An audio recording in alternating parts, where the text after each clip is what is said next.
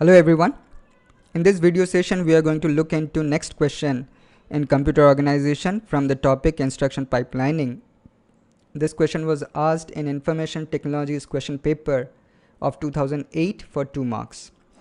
The question is, a non-pipelined single cycle processor operating at 100 MHz is converted into a synchronous pipeline processor with 5 stages requiring 2.5 nanoseconds, 1.5 nanoseconds, 2 nanoseconds, 1.5 nanoseconds and 2.5 nanoseconds respectively.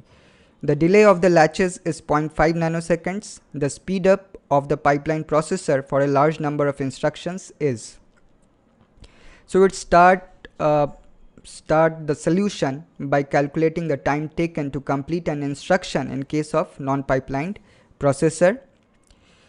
So in non-pipelined processor, from the knowledge of theory, you might be knowing that an instruction is executed, instructions are executed one after the other. Only after an instruction is completed fully, the next instruction is taken up, right?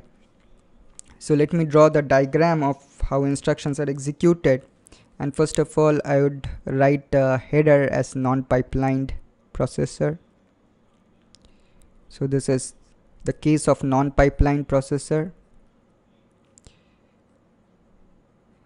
and here instructions are executed one after the other. An instruction is completed, only then the next instruction is taken up.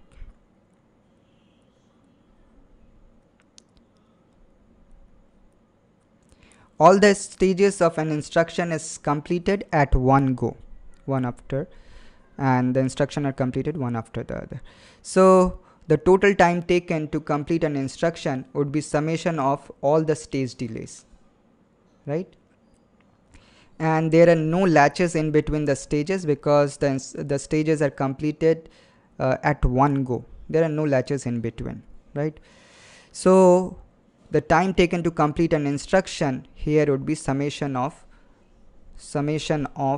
all the stage delays. So let's say the time taken is x nanoseconds. Every instruction is taking x nanoseconds. The value of x would be summation of all the stage delays, which is 2.5 plus 1.5 plus 2 plus 1.5 plus 2.5, right? If you sum this up, it would come out to be 10 nanoseconds.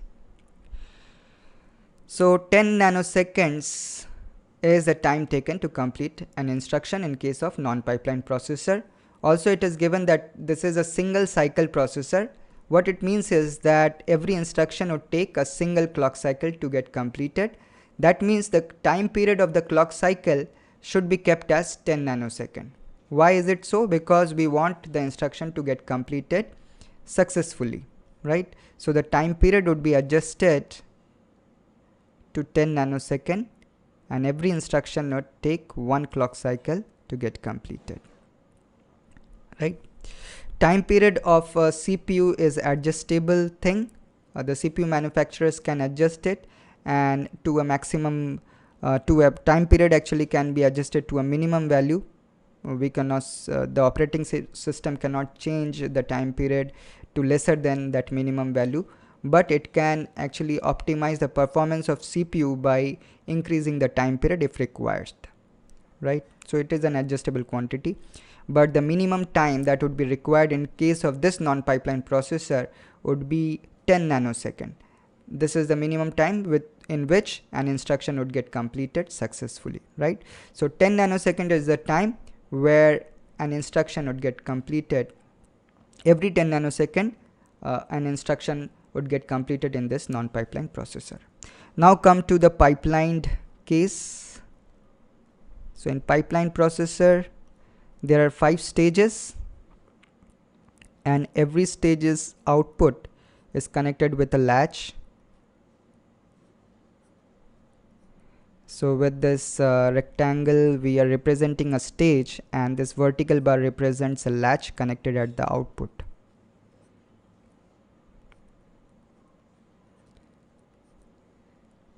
Now the next instruction can be taken up from the next clock cycle. So if this is clock cycle 1, this is 2, this is 3, this is 4, this is 5. What it means is that every clock cycle a stage is getting completed, right? So the time period of the clock cycle should be large enough such that all the stages can complete their job successfully, right? So here the maximum stage delay plus the latch delay, that should be the time period of a clock cycle, right? Because we want every stage to get successfully completed within that time period. So a clock cycle would look like this,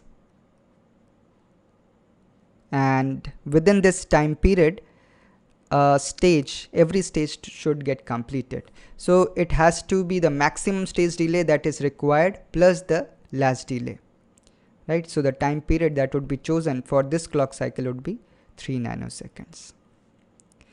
Now what is the time taken to complete a new instruction? So if you see, after the completion of this instruction, the next instruction would get completed in the next cycle, because we would take up the next instruction in C2, that is one cycle after the first instruction has started, and therefore it would get completed in the next clock cycle. So it would get completed in C6. Similarly, the third instruction would get completed in C7.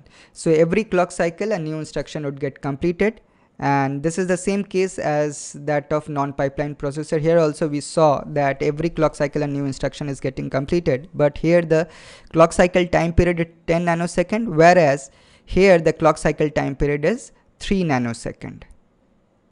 So every 3 nanosecond a new instruction is getting completed. So the speed up would be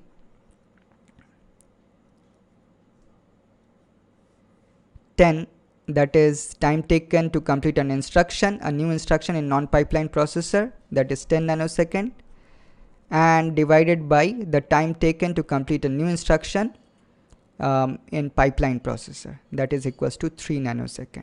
That is every 3 nanosecond a new instruction is getting completed. So speed up would be 3.33. So option C is correct. Thanks for watching. Bye.